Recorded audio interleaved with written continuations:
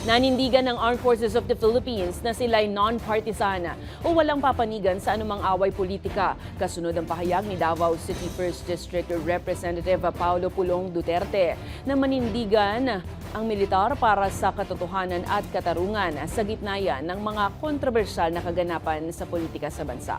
Ayon kay AFP Chief General Romeo Browner Jr., hindi bulag at hindi bingi ang militar sa mga nangyayari sa bansa, pero giit niya, hindi kasama sa mandato ng AFP ang panghihimasok sa usaping pampolitika.